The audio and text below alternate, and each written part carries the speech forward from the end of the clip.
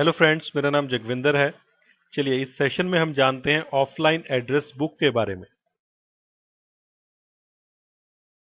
Offline address book भी एक address book होती है जिसमें एड्रेस लिस्ट की कलेक्शन रखी जाती है और ये एड्रेस लिस्ट क्लाइंट कंप्यूटर्स पे डाउनलोड होती है ताकि जरूरत पड़ने पे माइक्रोसॉफ्ट आउटलुक यूजर्स इस एड्रेस बुक में रखी हुई इंफॉर्मेशन को यूज कर पाएं उस समय जब वो एक्सचेंज ऑर्गेनाइजेशन से डिस्कनेक्टेड हो।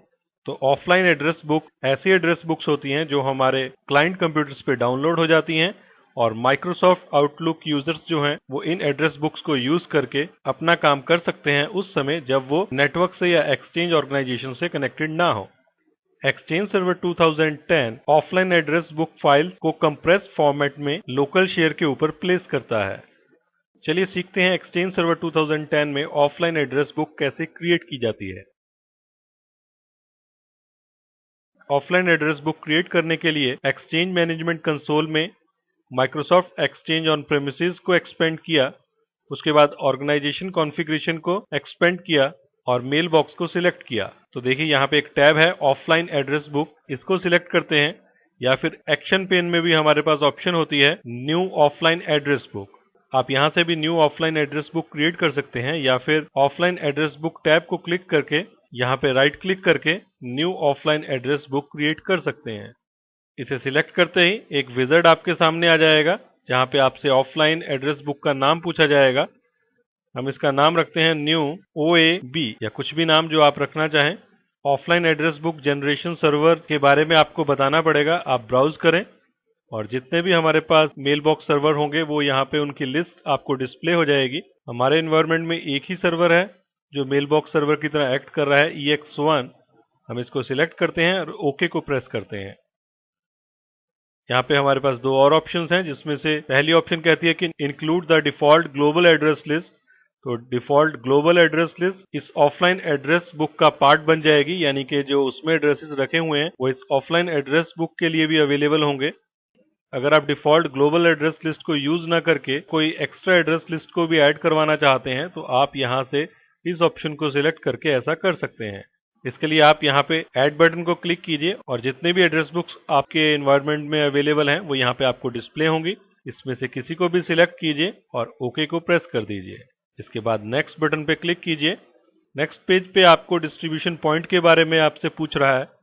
डिस्ट्रीब्यूशन पॉइंट वो पॉइंट है जहां से क्लाइंट्स इस ऑफलाइन एड्रेस बुक को डाउनलोड करते हैं। ये डिस्ट्रीब्यूशन पॉइंट दो टाइप्स का हो सकता है, एक वेब बेस्ड और दूसरा है पब्लिक फोल्डर बेस्ड डिस्ट्रीब्यूशन।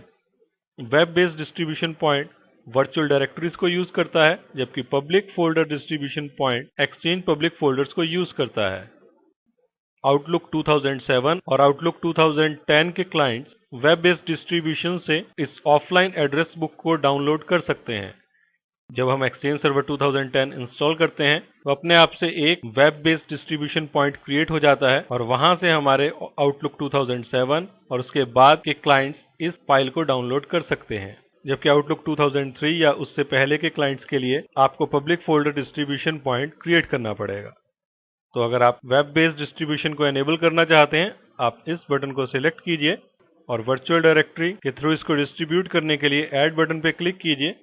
तो अपने आप से देखिए डिफॉल्ट वेबसाइट पे एक वर्चुअल डायरेक्टरी क्रिएट हुई है और अगर आपने खुद से वर्चुअल डायरेक्टरी क्रिएट की होगी तो वो भी यहाँ पे डिस्प्ले होगी, लेकिन एक समय में केवल एक वर्चुअल डायरेक्टरी से ही डिस्ट्रीब्यूशन पॉसिबल होगी। तो दूसरी वर्चुअल डायरेक्टरी आप तभी क्रिएट करेंगे जब पहले वाली सही से काम ना कर रही हो। तो हम डिफॉल्ट वेबसाइट के ऊपर रखी हुई वर्चुअल डायरेक्टरी को सिलेक्ट करके ओके को प्रेस करते हैं। और अगर आप पब्लिक फोल्डर डिस्ट्रीब्यूशन पुराने टाइप के आउटलुक क्लाइंट्स के लिए करना चाहते हैं तो आप इस ऑप्शन को भी सिलेक्ट कर सकते हैं। हम इसे डिसिलेक्ट रहने देते हैं और नेक्स्ट बटन पे क्लिक करते हैं। आपके सामने कॉन्फ़िगरेशन समरी पेज आ गया है और ऑफलाइन एड्रेस बुक को क्रिएट करने के लिए न्यू बटन पे क्लिक करते हैं। तो देखिए ये सक्सेसफुली कंप्लीट हो गई है। फिनिश बटन को क्लिक करते हैं, हमारे पास एक new offline address book available है। चलिए अब इस न्यू ऑफलाइन एड्रेस बुक को कॉन्फ़िगर करना सीखते हैं। इसके लिए हम इसकी प्रॉपर्टीज पे जाते हैं। तो मैं इसको राइट क्लिक करता हूं और कॉन्टेक्स्ट मेनू से प्रॉपर्टीज को सिलेक्ट करता हूं। तो आपके सामने देखिए यहाँ पे तीन टैब हैं। फर्स्ट टैब में आपको इंफॉर्मेशन दे रहा है कि इसका जनरेशन सर्वर कौन सा है और ये डिफॉल्ट ऑफलाइन एड्रेस बुक है या नहीं है। क्योंकि डिफ़ॉल्ट ऑफलाइन एड्रेस बुक देखिए यहाँ पे हमारी जो डिफ़ॉल्ट ऑफलाइन एड्रेस बुक बनी हुई है वही डिफ़ॉल्ट ऑफलाइन एड्रेस बुक भी है, तो ये डिफ़ॉल्ट ऑफलाइन एड्रेस बुक नहीं है। तो अगर नए रेसिपिएंट्स ऐड होंगे इस एड्रेस बुक में तो वो किस समय पे ये एड्रेस बुक अपडेट होगी उसका समय आप यहाँ पे दे सकते हैं।